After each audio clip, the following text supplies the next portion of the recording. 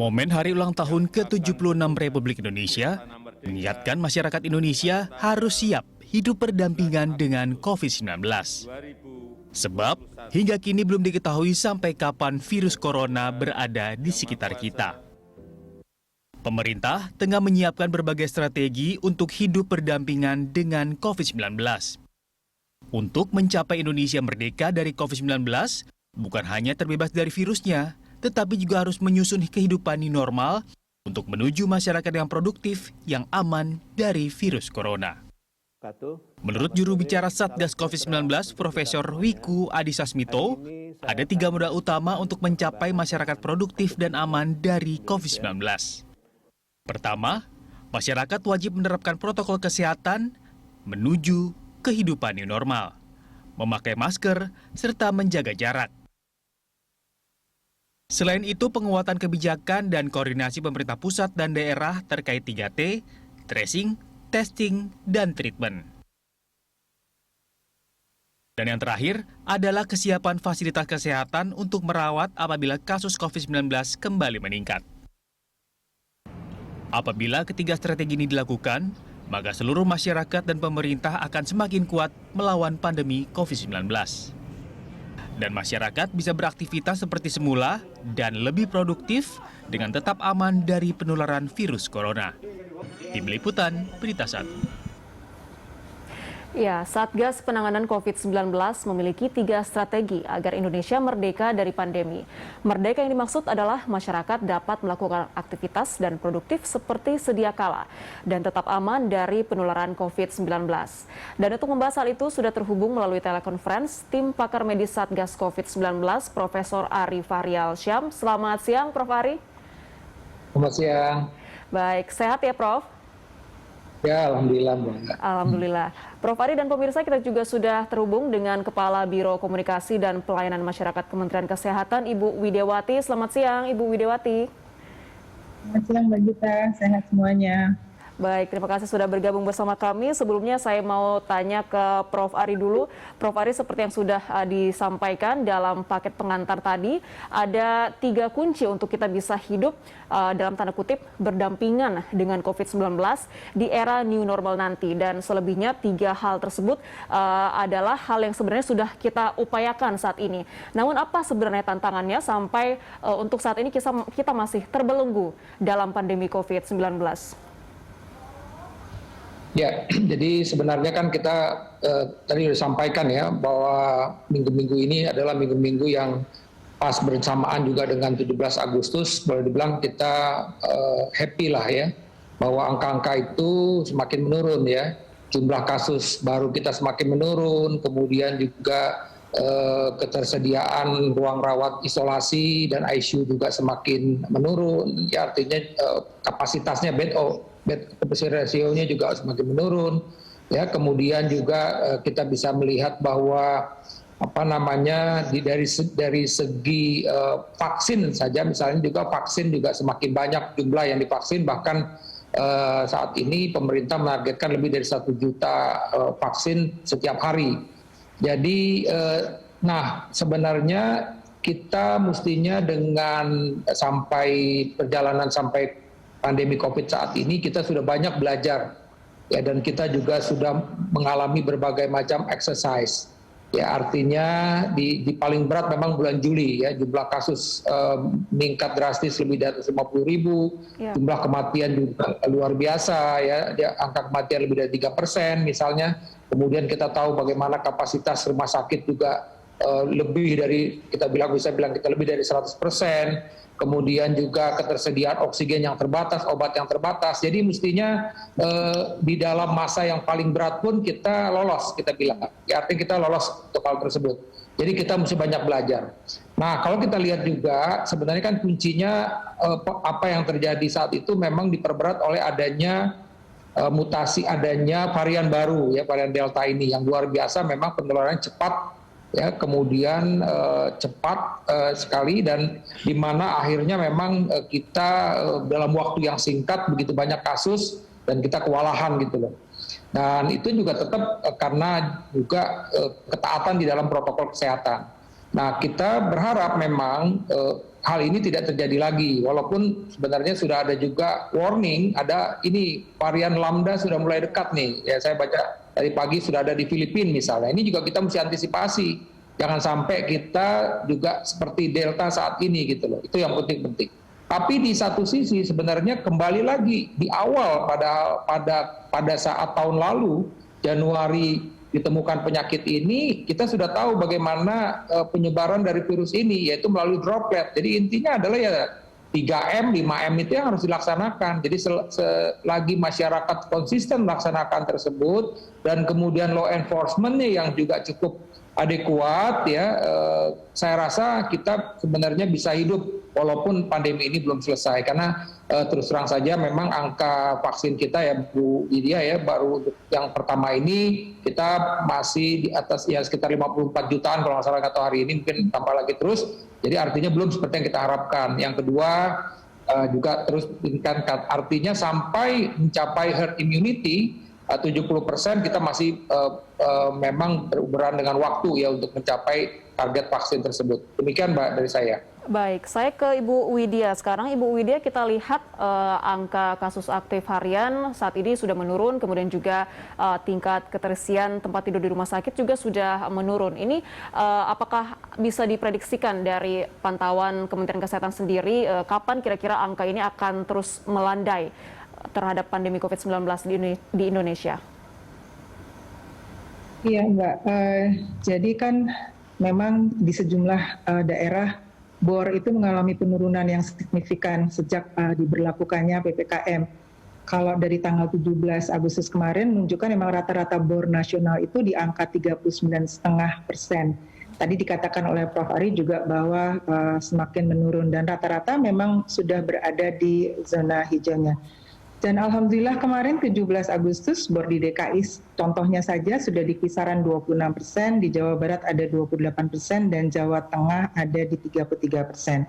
Tentu saja ini kita dapat melihat penurunan yang signifikan jika dibandingkan dengan bulan-bulan sebelumnya, dan saat terjadi lonjakan kasus angka presentasi BOR-nya bisa di atas 80 ya Prof ya, seperti tadi Prof terangkan. Namun melihat apa yang terjadi, memang cakupan vaksinasi sudah merambat mulai naik, walaupun masih ada banyak sekali gelombang penularan COVID-19, dan memang jadi pembelajaran buat kita bersama bahwa nggak boleh menurunkan pertahanan tadi yang 3M, 5M. Jadi memang tidak bisa diprediksi, cuman kita harus terus selalu melakukan 3M, 5M, dan juga vaksinasi yang terus dipercepat, dan mudah-mudahan angka 2 juta itu akan tercapai, sehingga herd immunity-nya juga akan cepat tercapai 70%. Gitu Mbak.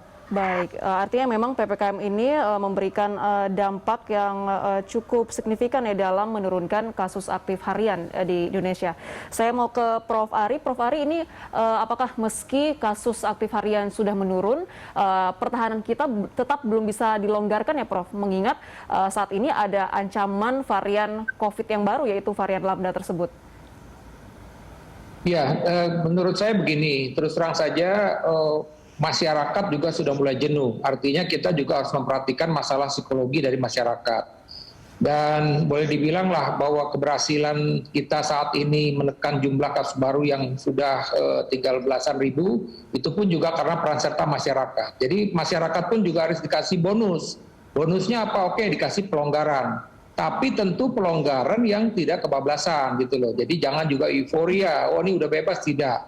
Karena sekali lagi, terus terang saja kita juga jangan sampai artinya masyarakat merasa kok ini sudah turun tapi kok saya nggak boleh ngapa-ngapain. Nah itu tadi, itu juga akan membuat stres tersendiri buat masyarakat gitu ya. Dan kita tahu juga bahwa memang ya bicara soal masyarakat kita kan umumnya juga masih dalam tanda petik mendapatkan penghasilan dari jalanan gitu loh. Yeah. Nah tapi juga bukan berarti kita lepas bebas apa adanya. Jadi yang penting adalah oke, ini kita sudah artinya kita sudah mencapai ya, walaupun kita belum mencapai sesuai yang kita harapkan, misalnya positivity rate itu di bawah 5%, kita untuk Jakarta masih sekitar 7,6 kalau nggak salah, demikian ya. Jadi artinya ini adalah bonus untuk masyarakat, sehingga tadi seperti dari tayangan tadi, Ancol udah mulai dibuka, tapi ini untuk olahraga. Nah, seperti itu tuh. Tapi kita juga mesti selalu ingatkan, nah, ya, baik itu pengelola, ya, tempat-tempat yang untuk publik, begitu juga masyarakat, bahwa virus ini masih ada di tengah kita tadi. Kalau kita bilang 7,6% kan paling tidak kalau ada 100 orang, ya ada 7 atau 8 orang yang positif gitu. Bisa saja mereka itu tanpa gejala. Ini yang harus diingatkan juga masyarakat. Artinya apa? Ya kita tetap harus jaga jarak, pakai masker, cuci tangan pakai sabun. Jadi ini harus selalu diulang-ulang. Dan kalau bisa ini jadi budaya buat kita. Maksudnya budaya bagaimana? Saya akan gamang ketika ini kebetulan saya ada di ruangan sendiri, nggak ada orang di sekitar saya. Tapi ketika ada orang datang atau mampir ke ruangan saya gamang nih nggak pakai masker. Saya harus segera pakai masker misalnya. Begitupun ketika saya udah beberapa waktu kok tangan saya kayaknya belum cuci tangan, saya akan segera cuci tangan gitu loh. Jadi ini nih yang kita bangun buat masyarakat. Bagaimana ini menjadi budaya kita di dalam hidup di dalam pandemi ini. Karena kita tahu tadi belum tahu bagaimana kelanjutan tadi. Tadi walaupun tadi lambda itu warning sebenarnya. Warningnya bagaimana? Ya artinya kan dari awal ini sebenarnya kalau kita tahu sejarah, artinya ceritanya virus ini kan dari Wuhan, kemudian Wuhan menyebar kemana-mana, kan kasarnya begitu. Sama juga Delta, ya kan Delta juga begitu, akhirnya ke India, dari India menyebar kemana-mana. Nah ini tadi nih, lambda ya, oleh karena itu tetap pintu-pintu masuk di Indonesia ini benar-benar dijaga, benar-benar gitu loh. Kalau bicara soal memang mereka harus dikarantina, ya lakukan karantina. Ketika memang mereka harus di PCR dulu, sebelum mereka dinyatakan bebas, harus dilakukan. Jadi itu kita konsisten. Sehingga kita segera nih, tapi di satu sisi masyarakat pun juga harus diingatkan. Saya rasa itu hal-hal penting harus dilakukan oleh kita semua. Baik, Prof. Ari dan juga Ibu Widewati, kita masih akan lanjutkan dialog kita usai jeda. Pemirsa jangan kemana-mana, Lunch Talk akan segera kembali.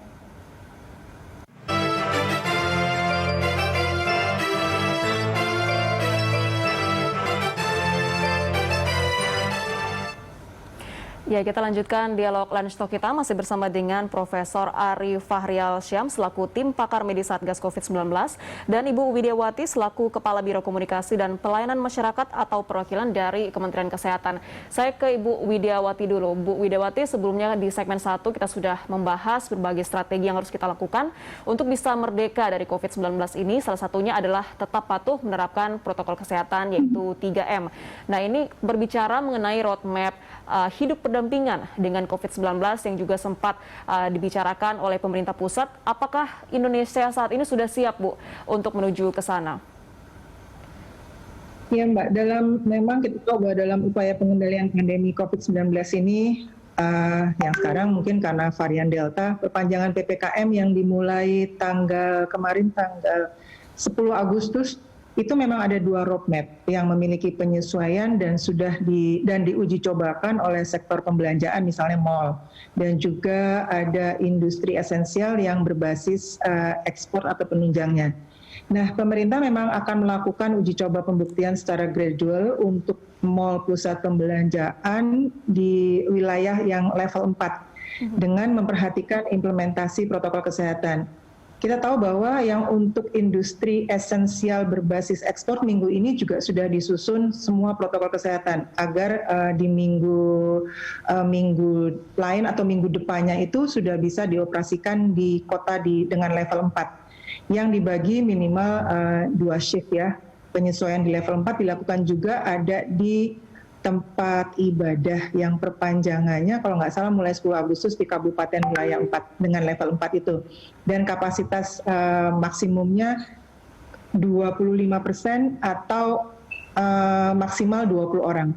Nah, kami juga akan segera melakukan pada pilot project yang mengatur secara digital penerapan protokol kesehatan di 6 aktivitas utama. Yang pertama itu perdagangan, bisa perdagangan modern, tadi dikatakan seperti mall atau department store, atau juga perdagangan tradisional seperti pasar basah, terus toko-toko kelontong. Yang kedua kantor dan kawasan industri, dan ketiga transportasi baik itu darat, laut, udara. Yang keempat itu adalah pariwisata, hotel, restoran, dan juga event. Yang kelima keagamaan, dan yang keenam pendidikan. Diharapkan dengan adanya pilot project ini bekerja sama dengan asosiasi, nah, maka proses ini atau protokol kesehatan bukan hanya dimiliki oleh pemerintah, tapi juga dimiliki oleh pesertanya, oleh asosiasinya, dan bisa dilakukan tindakan-tindakan pengamanan insentif dan disinsentif yang dilakukan juga oleh asosiasi terhadap anggota-anggotanya. Jadi pengawasan ini bisa lebih efektif dan dilakukan juga oleh asosiasi bersamaan dengan pemerintah. Begitu Mbak? Baik, uji coba new normal itu artinya sudah sedang diberlakukan ya Bu di beberapa sektor esensial. Saya mau ke Prof. Ari. Prof. Ari, bagaimana tanggapan dari Satgas COVID-19 sendiri terhadap dengan roadmap hidup berdampingan dengan COVID-19 atau new normal dari pemerintah pusat? Ya, jadi ya itu artinya kan upaya yang direncanakan gitu ya. Tapi tetap kita mesti sampaikan bahwa semuanya ini memang kita berharap ini semua makin lama makin baik gitu ya. Tapi tadi kalau memang ada terjadi peningkatan kasus, maka kita harus kembali lagi gitu. Jadi artinya di awal kan Pak Presiden sampaikan bahwa kita mesti gas dan ngerem gitu yang tepat. Jadi menurut saya walaupun ini ada pelonggaran-pelonggaran, karena di satu sisi kan juga kita perlu ekonomi ini untuk bergerak begitu, tapi di sisi lain memang pemantauannya harus terus dilakukan.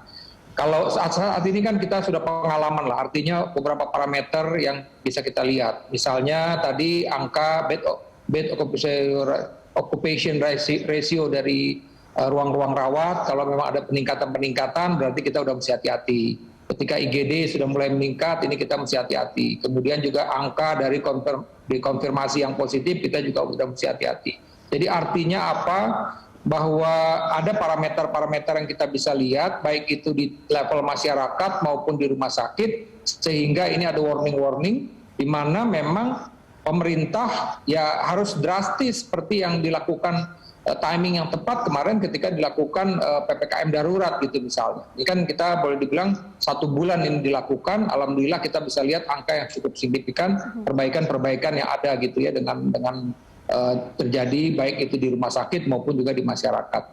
Jadi sekali lagi kalau memang ini ada pelonggaran-pelonggaran, tapi tetap juga kita harus memperhatikan beberapa parameter-parameter yang ada, ya baik itu di rumah sakit maupun di masyarakat, sehingga kita harus action lagi, oh ini timingnya kita mesti melakukan penutupan lagi gitu. Saya ambil contoh aja di Brunei misalnya, mereka 6 bulan tanpa kasus baru, dan beberapa hari terakhir ini terjadi peningkatan kasus, dia melakukan semi lockdown seperti itu. Jadi artinya masyarakat pun juga diajarkan seperti itu gitu. Kalau memang ini terjadi sesuatu ya kita kembali lagi seperti kondisi sebelum ini misalnya seperti itu. Baik, ini artinya bergantung terhadap dengan perkembangan kasusnya ya Pak, dan juga evaluasi yang terus dilakukan. Prof. Ari dan juga Ibu Widewati, kita akan lanjutkan dialog kita di segmen 3 usai jeda. Pemirsa tetaplah bersama kami.